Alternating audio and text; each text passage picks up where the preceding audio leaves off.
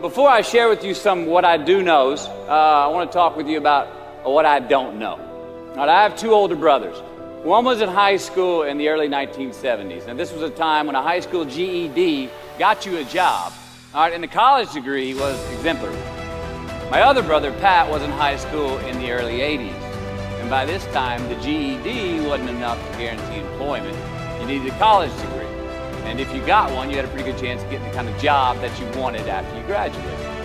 And me, I graduated high school in 1988, got my college degree in 1993. And that college degree in 93 did not mean as much. It was not a ticket, it was not a voucher, it was not a free pass go to anything. So I asked the question, what does your college degree mean? It means you got an education. It means you have more knowledge in a specific subject, vocation. It means you may have more expertise in what your degree is in. But what's it worth? In the job market, out there today, we know the market for college graduates is more competitive now than ever. Now, some of you already have a job lined up. You've got a path where today's job is going to become tomorrow's career. But for most of you, the future is probably still pretty fuzzy. You don't have that job that directly reflects the degree you just got. Many of you don't even have a job at all. Think about it. You've just completed your scholastic educational curriculum in life, the one that you started when you were 5 years old in kindergarten, up until now, and your future may not be any more clear than it was 5 years ago. You don't have the answers, and it's probably pretty damn scary.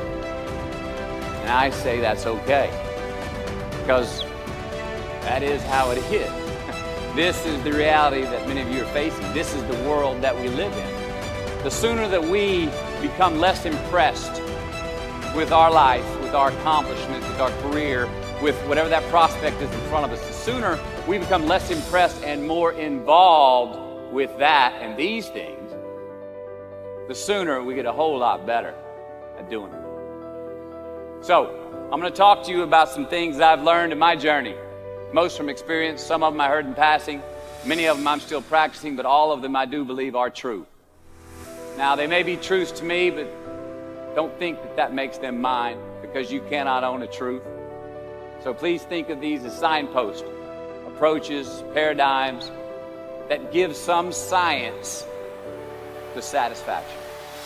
They're yours to steal, they're yours to share, liken to your own lives, to personally apply in your own lives, in your own way, should you choose to. So, here we go. Number one, and this should come up on the Jumbotron. Life's not easy. Is it up there?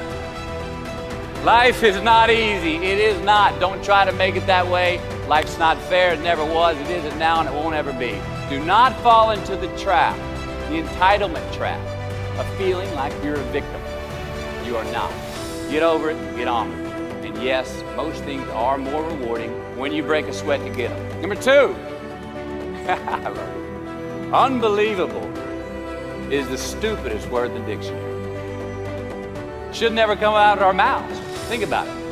To say, oh wow, what an unbelievable play. It was an unbelievable book, an unbelievable film, an unbelievable act of courage. Really? It may be spectacular, it may be phenomenal, most excellent or outstanding. But unbelievable? Give others and yourself more credit. It just happened. You witnessed it. You just did it. Believe it. What about the other side of unbelievable? You know, that side when we humans underperform or act out of our best character. For instance, man flies a suicide jet into the World Trade Center. Millions die from diseases every day that we have cures for. Bob the Builder swears that he's going to have your house built by Thanksgiving, and you can't move in until Christmas the next year. Our best friends lied to us, and we lie to ourselves all the time. Unbelievable? I don't think so. Again, it just happens, and it happens every day. Nothing that we Homo sapien earthlings do is unbelievable. And if there's one thing you can depend on people being, it's people. So we shouldn't be surprised. We, us, are the trickiest mammals walking the planet. I'm not worried about the monkeys. I'm worried about you and me. Happiness is an emotional response to an outcome.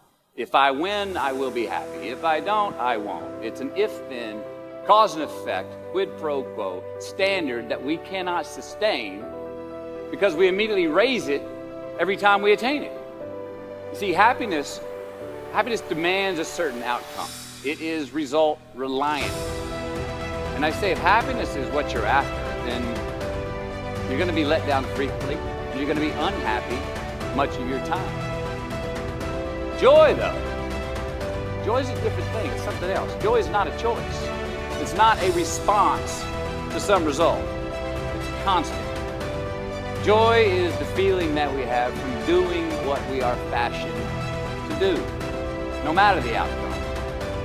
Now, personally, as an actor, I started enjoying my work and literally being more happy when I stopped trying to make the daily labor a means to a certain end. For example, I need this film to be a box office success. I need my performance to be acknowledged. I need the respect of my peers. All those are reasonable aspirations, but the truth is, as soon as the work, the daily making of the movie, the doing of the deed became the reward in itself for me, I got more box office, more accolades and respect than I ever had before.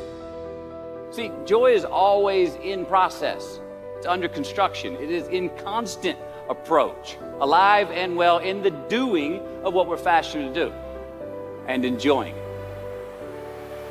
Number 4, define success for yourself. Now check this out. I'm in south of New Orleans a few years ago, and I went to a voodoo shop. And they had this wooden partition against the wall, these columns. And in these columns were all these vials of these magic potions, right? And the headings above each potion defining what they would give you were things like fertility, health, family, legal health, energy, forgiveness, money. Guess which column was empty? Money. Let's admit it. Money is king today. It's what makes the world go round. It is success. The more we have, the more successful we are, right? Now, I would argue that our cultural values have even been financialized. Humility is not in vogue anymore. It's too passive. It's a get rich quick on the internet, richest 15 minutes of fame world that we live in, and we see it every day. But we all want to succeed, right? So the question that we got to ask ourselves is what success is to us, what success is to you. Is it more money? That's fine. I got nothing against money. Maybe it's a healthy family. Maybe it's a happy marriage. Maybe it's to help others, to be famous, to be spiritually sound, to leave the world a little bit better place than you found it. Continue to ask yourself that question. Now, your answer may change over time, and that's fine. But do yourself this favor. Whatever your answer is, don't choose anything that will jeopardize yourself. Prioritize who you are, who you want to be, and don't spend time with anything that antagonizes your character. Don't drink the Kool-Aid, man. It tastes sweet, but you will get cavities tomorrow, all right? Life is not a popularity contest. Be brave, take the hill, but first answer that question, what's my hill? So, me, how do I define success? For me, myself. Well, for me, it's a measurement of 5 things. We got fatherhood. We got being a good husband. We got my health, mind, body, and spirit. We got career, and we got friendships. These are what's important to me in my life right now. So I try to measure these 5 things each day. I check in with them. I like to see whether or not I'm in the debit section or the credit section with each one. Am I in the red or am I in the black? You follow? For instance, sometimes say my career's rolling. All right, it's way up here in the black, but I see how my relationship with my wife maybe could use a little bit more of my attention. I got to pick up the slack on being a better husband. Get that one out of the red. Or say my spiritual health could use some maintenance. It's down here, but hey, man, my friendships and my social life, they're in high gear, right? I got to recalibrate. Checks and balances. I got to go to church. Remember to say thank you more often. Something. But I got to take the tally because I want to keep all 5 in healthy shape. And I know that if I don't take care of them, if I don't keep up maintenance on them, one of them is going to get weak, man. It's going to dip too deep into the debit section. It's going to go bankrupt. It's going to get sick, die even. So first, we have to define success for ourselves. And then we have to put in the work to maintain it. Take that daily tally. Tend our garden. Keep the things that are important to us in good shape. I mean, let's admit it. We've all got two wolves in the soup. A good one and a bad one. And they both want to eat. Best I can tell, we just got to feed that good one a little more than the other. Here we go. Number 5. Don't leave crumbs. And the beauty of delayed gratification. So what are crumbs? Well, the crumbs I'm talking about are the choices that we make that make us have to look over our shoulder in the future. You didn't pay that guy back the money that you owed him, and tonight you just saw him 3 rows behind you. You slept around on your spouse, and you just found out that tomorrow she and the lady you're having an affair with are going to be at the same PTA meeting. You drank too much last night. You're too hungover to drive your son to his 8 a.m. Saturday morning baseball practice. These are the crumbs. They come in the form of regret, guilt, and remorse. You leave crumbs today, they will cause you more stress tomorrow. And they disallow you from creating a customized future in which you do not have to look over your shoulder. So let's flip the script. Instead of creating outcomes that take from us, let's create more outcomes that pay us back, fill us up, keep your fire lit, turn you on for the most amount of time in your future. These are the choices I'm talking about. And this is the beauty of delayed gratification. All right, tee yourself up. Do yourself a favor. Make the choices, the purchases today that pay you back tomorrow. Residuals. In my business, we call it mailbox money. If I do my job well today, and that movie keeps rerunning on TV, 5 years from now, I'm getting checks in the mailbox. It's a heck of a deal. So whether it's prepping the coffee maker the night before, so all you got to do is press the button in the morning, or getting ready for the job interview early so you don't have to cram the night before, or choosing not to hook up with that married woman because you know you're going to feel horrible about it tomorrow, and her husband carries a gun, or paying your debts on time so that when you do see that guy 3 rows back tonight, you don't have to hunker down in your seat hoping that he don't see you. Get some ROI.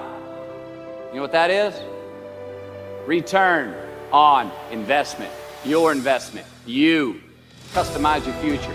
Don't leave crumbs.